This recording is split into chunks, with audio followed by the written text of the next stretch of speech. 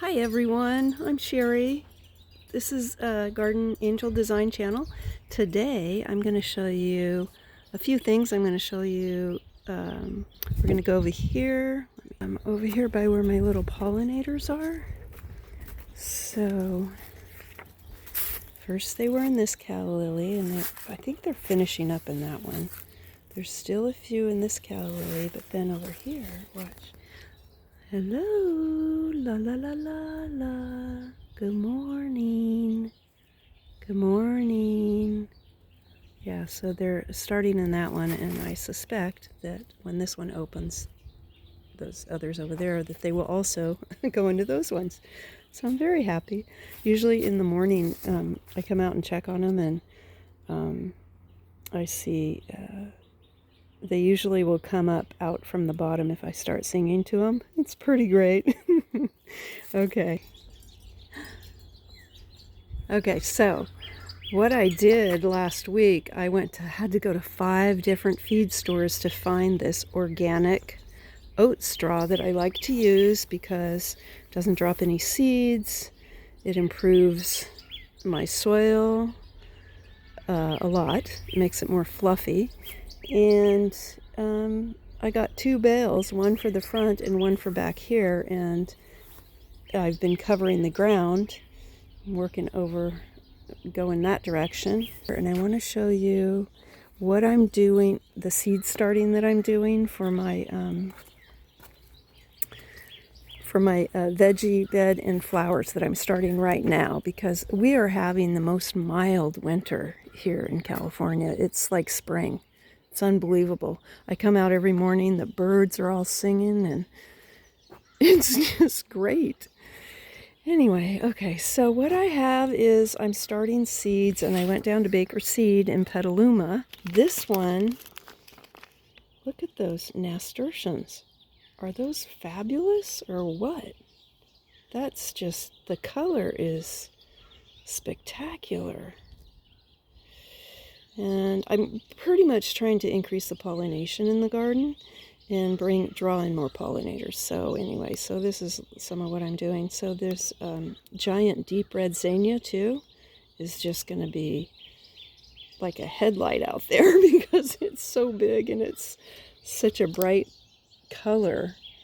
Yeah, so I really like those two. And then the next one is these cosmos. Check those out, with all outlined like that and everything. And we already all know that the pollinators love these. They're called Fuzzy Rose Picotea. Picotea. Beautiful. And they get pretty tall.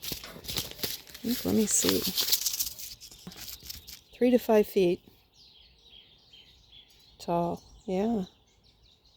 Really great. Good for cutting. Oh, good. Okay, so happy about that. And the next one, oh my God, these violets. Look at that. Aren't those sweet? They're,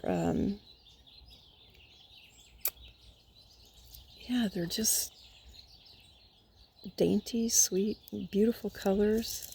Really love them. And then, I'm trying to get in the light here. Let's get some better light here. Okay, yeah, and then stock, which has, oh, such a great scent, and the pollinators will like it, I'm sure. And then, of course, calendula, and I also have some giant calendula. And I'm going to try this toothache plant. I like the little round balls. Almost looks like tansy. Yeah, so I'm going to be trying that one. And then to jazz up the front with the color, I got this Hopi Red Amaranth dye. It's a dye plant too. And it gets like 7 feet tall. So that sounds nice. And then this Auric, which is really a nice color too. And edible. Yeah. Yeah, so getting excited. Got the soil in the tray here, and yeah, getting ready. And then so as far as the veggies, oh wait, did I show this one? These little bachelor's buttons. Red boy. Yeah, they're really bright. They're like a crimson color. Really pretty. Yeah. So all these seeds I'm showing you came from Baker Seed in Petaluma. Their little outlet there. And I'm going to plant Romanesco. So one year I was getting ready to go to Guatemala, and I got a 6-pack of this Romanesco broccoli, or actually it's cauliflower, and I got it all into the ground, set up the drip so it would all be great, and I left for 3.5 weeks. And when I came back, they were huge. I mean, almost like a basketball. It was just amazing. So, yeah, I'm planting that again, of course. And I'm going to try peas. I've never grown peas. My clients, we grow them at her place. And, yeah, and I love peas. So I'm going to try them this year. And, of course, I've got to have my ornamental Swiss chard. I love Swiss chard. I juice every week. And so I go out and buy 2 big handfuls of Swiss chard for my juicing, and I just want to get more of it in the ground here. And also I'm going to be planting some beets too, just because I also put that in my juicing. And then these I have been, the pole beans, the Spanish musica, they're like, they get to be 5, 6, sometimes 7 inches long. And they are so yummy, and you cook them, and you can put, let's see, I steam them is what I do. And then I put butter on top, squeeze a little lemon on it. Oh, it's to die for. I love those. So I plant these every year. And, okay, so then here's some things I'm trying that I haven't planted before. Well, this is broccoli rhubarb, and I've never planted this, but my friend Rena plants it, and she loves it, so I'm going for it. This one, early purple. I bought it because it's purple, basically, and it is early, so that's good too.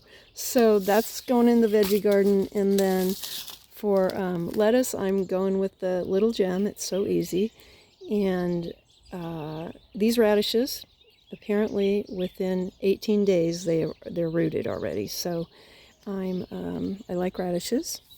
Yeah. And then I found this in my seed box, which is giant Swiss chard. Yeah.